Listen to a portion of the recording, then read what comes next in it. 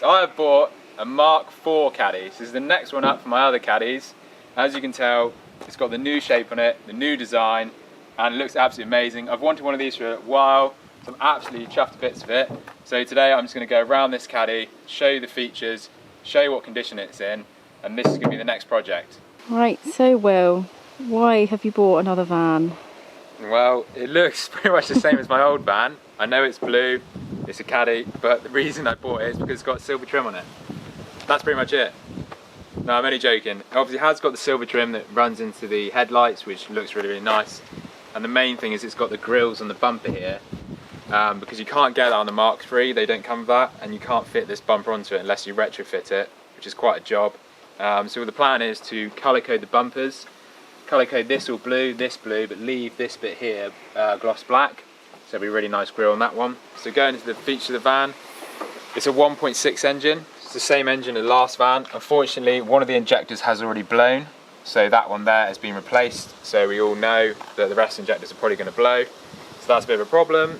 But I've got AA cover, parts and garage cover, garage and labour cover, I think that's what it is. That's not a problem because obviously they'll cover that if anything blows, so that's great of those guys. As you can tell, the engine bay is absolutely filthy, so the previous owner didn't clean it up at all, so we're going to give that a good old clean and get that looking nice and amazing. And the whole van hasn't been cleaned either. As you'll see, everything needs to be cleaned up. So, going forward, there's a little bit of a scuff on the side of the bumper here, so we'll have to sand that out and get that all nice. Again, there's a little scuff on the headlight. I don't know much we can do about that, but I'm not really too bothered because I got this van from absolute steel. We have got steel wheels on the van, so no alloys this time. I think what we're going to do is paint them black. So if you guys have got any recommendations of spray paint to use, please let me know in the comments below because I have no idea what I'm doing. So please help me out on that one. It's got different indicators on it, so it's a lot nicer, which is really, really good. The previous owner has put these side bars on, or side rails, these chrome side rails, which I'm unsure if we're going to keep them in a moment. I think Brittany, you quite like them, don't you? I do like them, yeah. It's a step to get into the van when you're short like me. Yeah, so probably keep those on for now. And I think the main plan is we might actually make this van into a swamper. So we might make it into a bit of a swamper look. I'm not sure yet, but that might be quite cool. We've got roof rails like we had last time, but we've got roof bars. The back of the van is just all standard. It's just empty at the moment. We've got a little bit of shelving, so we're going to convert that into a camper.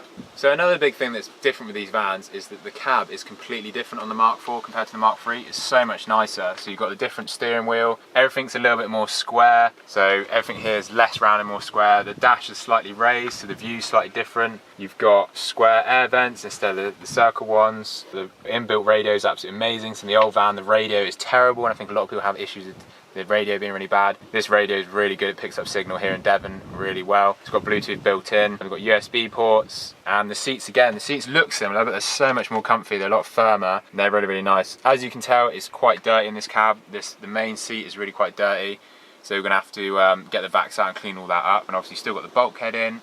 But yeah, that's the main feature there. And we obviously got a glove box. The doors are slightly different. So everything's just slightly upgraded. Not much difference, but it just looks so much better, and the aircon, I think everything just works so much better. It's really nice. To drive this van is absolutely incredible. It's so much, I thought my old van was nice, but this is so much nicer. The clutch is amazing. The gearbox is silky smooth. Like, it's so good. I was actually so impressed. So we drove up north to get this van. It was a 13-hour round trip because of the traffic. So on the way home, I drove it for 5 hours straight on the way home, and it's so nice. The clutch is amazing. The gearbox is amazing. The brakes, they're on point, super nice. And actually having bigger profile tyres makes such a big difference as well. Instead of having the alloys, it's so much smoother, it's so much nicer. Yeah, it's just really good. I'm so pleased I bought it. But let's have a look in the back and see what's going on there. So, the back of the van, as you can see, it's fairly similar, but it's also not. So we've got parking sensors, which we had in the other one. We've also got reflectors at the bottom, so that wasn't on the other one, which is really, really nice. And then you can see it's a bit more square shape. The windows are slightly bigger, and we've also got the square lights, which are really, really nice as well. And then the touch that I actually really like is having the Caddy C20 Plus and the TDI, just little badges there, which the other one didn't have, which I think just looks really, really nice. So very, very similar, but like I said, we're going to colour code the bumper. So we'll get that painted up blue, and then going on the inside, it's just pretty much empty in the inside here at the moment. So the back of the van, as you can see, is pretty much empty. We've got a plywood floor already in it, but it's not cut to the exact shape, so we'll probably redo that. We've got a bit of rubber flooring, which is just a bit of rubber mat on top, so again, probably get rid of that. It's already got some internal racking, which is quite cool.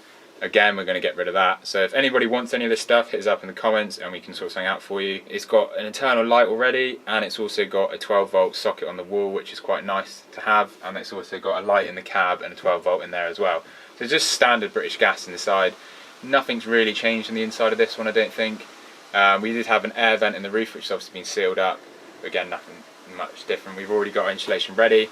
So we don't really know what we're going to do inside of this van. Obviously we're going to insulate it and do the standard, but I'm not sure we're going to clad it, plywood it, carpet it. I'm not really sure what we're going to do at the moment. So if you guys have any suggestions or think what we should do, let us know in the comments below, or something different, because you kind of want to go for that swamper vibe / camper, I think, this time.